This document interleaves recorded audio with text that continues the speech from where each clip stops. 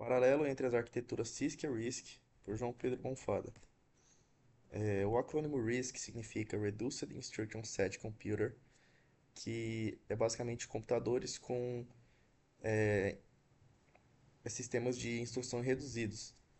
Né? A gente tem como suas principais características um conjunto reduzido e simples de instruções, onde os processadores utilizam um conjunto pequeno e altamente otimizado de instruções, ao invés de comandos complexos, que é o caso do CISC.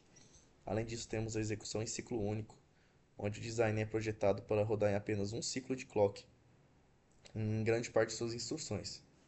Temos também instruções de formatos fixos, comprimentos fixos, que ajudam altamente o processo de decodificação e busca que é realizado pelo processador desses modelos de RISC.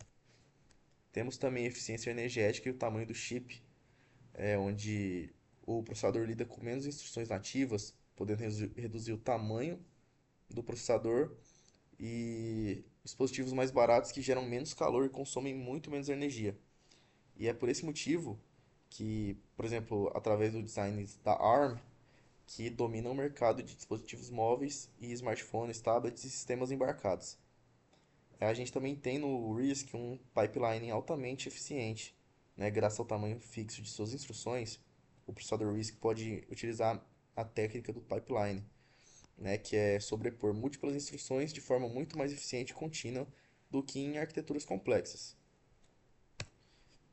Agora temos aqui a arquitetura CISC, que é a Complex Instruction Set Computer, né, que são os conjuntos extensos e complexos de instruções. Esses processadores possuem grande número de instruções, onde muitos deles são complexos e capazes de realizar várias tarefas de uma vez só.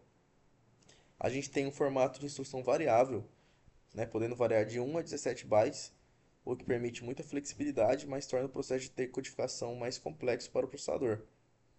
A gente tem um tamanho de código compacto, né, como uma única instrução CISC pode fazer o trabalho de várias instruções simples, os programas compilados tendem a ser menores, ocupando menos da memória RAM. A gente, infelizmente, tem alta complexidade interna e consumo. Os processadores CISC exigem um circuito de hardware mais sofisticado, com mais transitores e decodificação de instruções complexas, né, resultando em chips maiores, mais caros e que geram mais calor, sendo mais utilizado em computadores pessoais mesmo. A gente tem um pipeline longo e complexo devido à sua variedade de complexidade.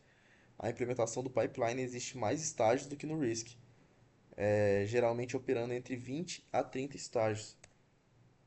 Aqui é uma tabela mostrando algumas variáveis que podem ser relacionadas tanto ao RISC quanto ao CISC. A gente tem o formato das instruções, que enquanto no RISC é simples e de comprimento fixo, no CISC é complexo e de comprimento variável.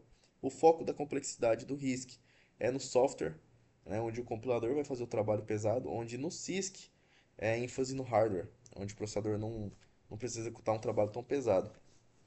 O acesso aos dados do RISC, a arquitetura é registrador para registrador.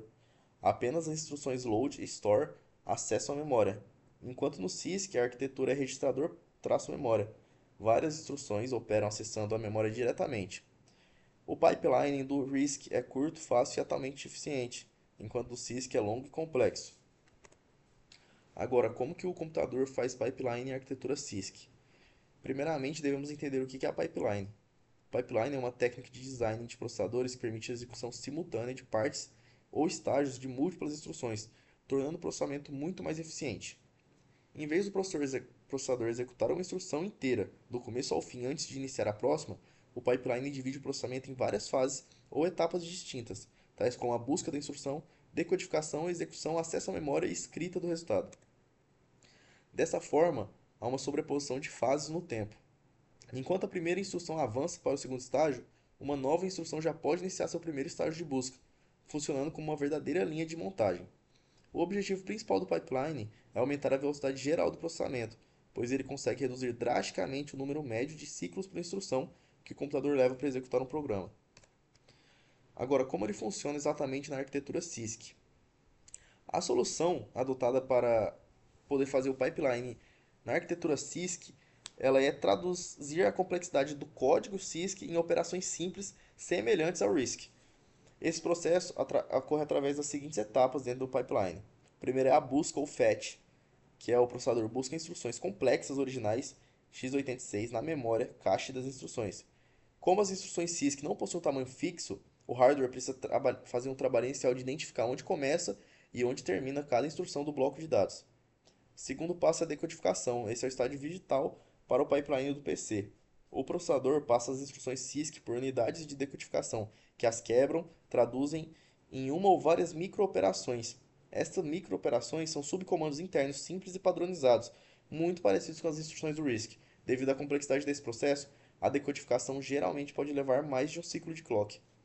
O terceiro passo é a renomeação de registradores e agendamento. Para evitar que os dados entrem em conflito no meio do pipeline, a poderosa unidade de controle analisa o fluxo das microoperações. Ela renomeia temporariamente os registradores para resolver conflitos e armazena as operações em um buffer de reordenação. O quarto passo é a execução superescalar fora de ordem, onde as microoperações são despachadas para múltiplas unidades de execução independente. Para garantir que o pipeline e unidades de execução não fiquem ansiosas, o processador utiliza a execução fora de ordem, executando as microoperações assim que seus dados estiverem prontos. Mesmo assim, signifique pular a sequência original em que o programa foi escrito. Como as microoperações são simplificadas, sua execução na unidade correta leva geralmente apenas um ciclo de clock. O quinto passo é a aposentadoria, que é após processar tudo fora de ordem, o hardware enfileira os resultados finais novamente. No estágio de aposentadoria, as microoperações são efetivadas e os registradores originais são atualizados estritamente na ordem original do programa, garantindo que o software não perceba a complexidade do processamento interno e respeite a lógica do código. Em suma, o computador realiza o pipeline em arquitetura CISC, agindo como um tradutor em tempo real, pegando blocos grandes e difíceis do software e mastigando em blocos pequenos e rápidos, microoperações, estilo RISC, que fluem velozmente pelas esteiras da execução do hardware. Agora, por que os Arduinos utilizam a arquitetura RISC? Então, a arquitetura RISC ela combina muito bem com o objetivo do Arduino, que é a simplicidade, o baixo custo, o baixo consumo e a resposta rápida em tempo real. E por esse motivo, a arquitetura RISC se torna ideal para sistemas embarcados, como por exemplo os Arduinos. E essas aí são as fontes do trabalho. Muito obrigado.